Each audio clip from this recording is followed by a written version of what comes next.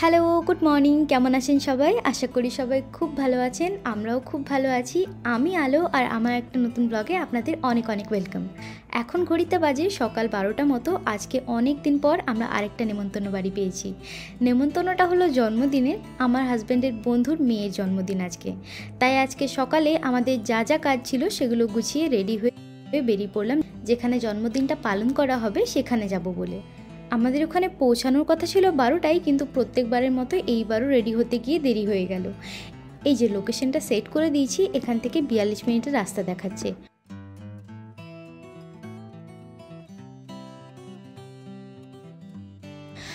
আর আজকের দিনটা না খুবই সুন্দর, একদম মেঘলা, রোদও নেই আর তার সাথে কিন্তু একদম গরমও নেই। অন্যদিন দেখেছি মেঘলা থাকলে প্রচণ্ড গরম থাকে। আর আমেরিকায় এই সপ্তাহে প্রচুর বৃষ্টি হবার ফলে গাছপালাগুলো যেন একদম সতেজ হয়ে উঠেছে, একদম সবুজ লাগছে সব গাছপালাকে। আর আজকে সেরকম সুন্দরও লাগছে সবকটা দেখতে। আর যেতে যেতে রাস্তায় দেখলাম এক দু ফোঁটা বৃষ্টিও পড়ছিল, ভাবছিলাম যে ভিজে যাব না তো আবার। এই দেখুন, বলতে বলতে তো ভুলেই গেছি, জন্মদিনের পার্টিটা হচ্ছে একটা পার্কে। যার জন্মদিন, এটা হলো তার 4th বার্থডে, একটা পুচকির জন্মদিন আজকে। তো আমরা তাই ভাবছিলাম পার্কটা যেহেতু খোলামেলা জায়গা, ভিজে যাব না তো। তারপর ভাবলাম যা হবে দেখা যাবে। আর ভাবতে ভাবতেই দেখি বৃষ্টি তো নেই, আবার একটু একটু রোদও দেখা দিচ্ছে। তারপর মনে মনে ভাবলাম যাক, বেশ ভালোই হলো তাহলে।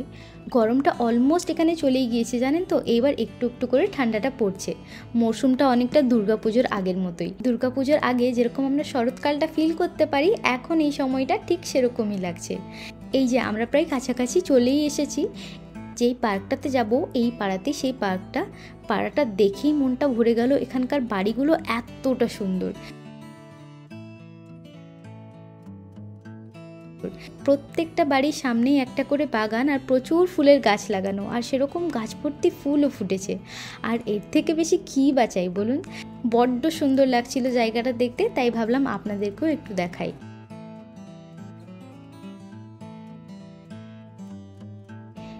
এই যে নেমেই পড়েছি আমরা। দূর থেকেই দেখতে পাচ্ছি অনেকেই চলে এসেছে, আবার অনেকে আমাদের মতো এতক্ষণে আসছে। তার মানে খুব একটা বেশি দেরি হয়নি হয়তো আমাদের। ও বাবা, এই তো একটা শেডও আছে। যাক, বৃষ্টি পড়লে তাহলে ভিজবো না। গিয়েই সবার সঙ্গে আলাপ করে অনেকক্ষণ ধরে গল্প গুজব করেছি প্রথমেই।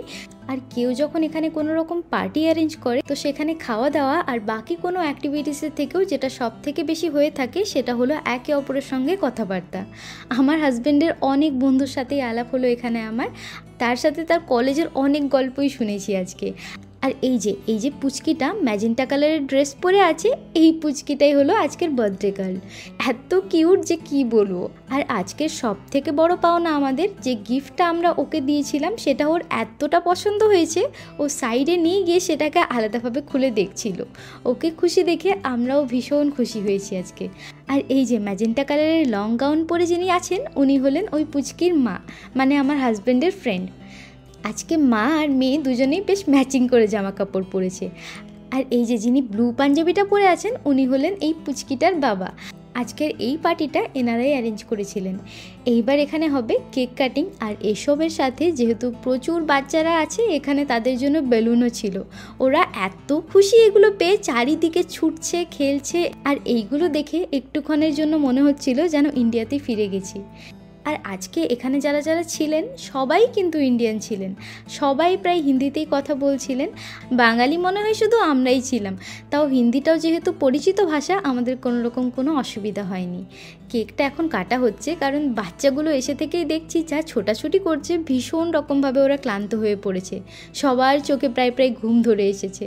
তাই সবাই বলল এখনই কেকটা কেটে নেওয়া হোক। আর এই পুচকিটা বারবার আমার কাছে চলে এসে আমাকে দেখছিল, আর আমি যখনই ওকে কোলে নিতে যাচ্ছি তখনই আর কিছুতেই আসে না, দুম করে দৌড়ে পালাচ্ছে। আর এই যে এটা হলো বার্থডে গার্ল, একটা কোলে করে আবার বেলুনও নিয়েছে। সব বাচ্চাগুলোই যেহেতু ছিল, তাই সব বাচ্চাদের একসাথে ফটোশ্যুট হচ্ছিল। আর এই যে এই ড্রাগন বেলুনটাই প্রায় বার্থডে গার্ল ঢাকায় পড়ে গিয়েছে। তারপর ওর মা আর বাবা ওকে হাতে করে কেকটা কাটিয়ে নিল। কেক কাটিং হয়ে গেলে প্রথম কাজ যেটা করেছি সেটা হলো এই কেকটা খাওয়া। পুরোটা খাইনি আমি, আমার হাজব্যান্ড আর আমি হাফ হাফ খেয়ে নিয়েছিলাম। কেকটা খেতেও কিন্তু বেশ ভালো ছিল। আর তারপর আমরা দুজন মিলে গেলাম পার্কটার দিকে একটু হাঁটতে হাঁটতে। যেই কেক কাটা হয়েছে সবাই দৌড়ে চলে গেছে খেলবার জন্য। আবার বাচ্চাদের তো বেশ মজাই হয়েছিল আজকে। আর পার্কটা খোলামেলা যেহেতু খুব সুন্দর লাগছিল দেখতে, আর খেলবার জন্য অনেক কিছু ছিল। তো কেকটা খাবার পর সবাইকে ওনারা বললেন খাবার খেয়ে নেওয়ার জন্য। তো আমি এখানে প্লেট ভর্তি করে যা যা ছিল সবই নিয়ে এসেছি একটু একটু করে। সব কটা ছিল নিরামিষ, আবার এখানে যেহেতু অনেকে ভিগান তাই তাদের জন্য ছিল আলাদা ব্যবস্থা। আমি এখানে নিয়েছি পরোটা, সাদা ভাত, ভেজ কোপ্তা কারি, ডাল ফ্রাই, গোবি চিলি, আর তার সাথে ছিল ফুলকপি আলুর তরকারি। আর এটা একটা ফ্রুট কেক টাইপের ছিল, আর তার সাথে ছিল দই বড়া, আর তার সাথে নানান ধরনের ড্রিঙ্কসও ছিল। খাবারগুলো কিন্তু বেশ ভালো খেতে ছিল। তো এখানে পার্টি হলে বড় বড় অ্যালুমিনিয়াম ফয়েলের বক্সগুলোতে করে সব বাফের মতো করে রেখে দেওয়া হয়, আর নিজে গিয়ে সেগুলো নিয়ে নিতে হয়। এই খাবারটা শেষ হয়ে যাওয়ায় নেক্সট টাইম নিতে গিয়ে ওনাদেরকে জিজ্ঞেস করলাম যে খাবারগুলো কি ওনারা বানিয়েছেন না অন্য কোথাও থেকে রান্না করিয়েছেন। তো ওনারা বললেন একটা ইন্ডিয়ান রেস্টুরেন্ট আছে সেখানেই বলে দিয়েছিলেন, সেখান থেকেই ওনারা রান্না করে দিয়েছেন। আমার তো শুনে মনে হলো বাহ বেশ ভালো, তো অনেক বেশি লোকজন হলে তাহলে এটাই করা ভালো, তাহলে পার্টিটাও বেশ এনজয় করা যায় এই আর কি। এই যে কোফতা কারি আরও দুটো নিয়ে এসেছি, ভীষণ ভালো হয়েছিল খেতে এটা, আর ডাল ফ্রাইটাও খুব ভালো হয়েছিল। তো চলুন এবার খাওয়া দাওয়াটা করে নিই। খাওয়া দাওয়া করতে করতে প্রায় দুপুর 3টে বেজে গিয়েছিল আমাদের। যেহেতু আমরা 1:30 থেকে 2টোর মধ্যে খাওয়া দাওয়া করিনি, তাই জন্য এই এতক্ষণ অপেক্ষার জন্য আমাদের খুব খিদে পেয়ে গেছিলো। খাবারগুলো কিন্তু ভীষণ ভালো হয়েছিল। চলুন হয়ে গেছে আমাদের সব এখানে। আমার হাজব্যান্ডের সব বন্ধুদেরকে বাই বলে আমরা চলে এসেছি, আর একে একে সবাই বাড়ির দিকে রওনা দিচ্ছে। আমরা আজকে ভাবছি একটা ইলিশ মাছ কিনতে যাব এখান থেকেই। বেশ অনেক দিন থেকেই ভাবছি কিনতে যাব কিন্তু আর যাওয়াই হচ্ছে না, তাই ডিরেক্ট এখান থেকেই যাচ্ছি। এখান থেকে প্রায় 10 মিনিটের মতো লাগবে। রাস্তাটা কি অপূর্ব লাগছে তাই না দেখতে। আজকে চলে এসেছি আমরা দোকানটার সামনে একদম, এখানে গাড়িটা পার্ক করে দেবো। এটাই একমাত্র বাংলাদেশি দোকান যেখান থেকে আমরা মাছ পাই। ইন্ডিয়ান মার্কেট থেকেও পাই, কিন্তু এখানকার মাছগুলো বেশি ভালো হয় আর কেটে দেয় যেহেতু, সেই জন্য এখান থেকে নেওয়া। চলুন ভেতরে চলে এসেছি এবার।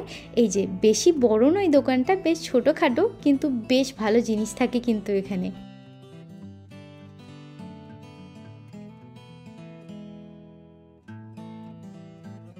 এই যে এসেই আমরা ইলিশ মাছ দেখছি এখানে। বেশি বড় মাছ নেব না, না হলে দেখি ডিম হয়ে যায়, আর ডিমওয়ালা মাছের স্বাদ একদমই ভালো লাগে না আমার।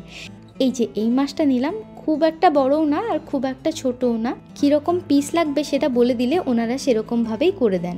আর ওই যে দেখা যাচ্ছে একটা বেশ বড় মাছ কাটার মেশিন, এটা দিয়েই অনায়াসেই মাছগুলো কাটা হয়ে যায়। আর বাড়ি গিয়ে শুধু আঁশগুলো ছাড়িয়ে নিলেই হয়, না হলে গোটা মাছ যেদিনই নিয়ে যায় দেখেছি কাটতে কাটতে গোটা ঘর আঁশে ভর্তি হয়ে যায়। তাই জন্যই মাছটা এখান থেকে আমরা কাটিয়ে নিয়ে যাই।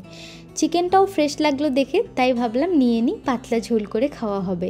আর এই যে এদিকে আসুন, এদিকটা দেখাই। এখানে চাল, ডাল, তারপর আমাদের বাঙালিদের চেনা সব মশলা পাওয়া যায়।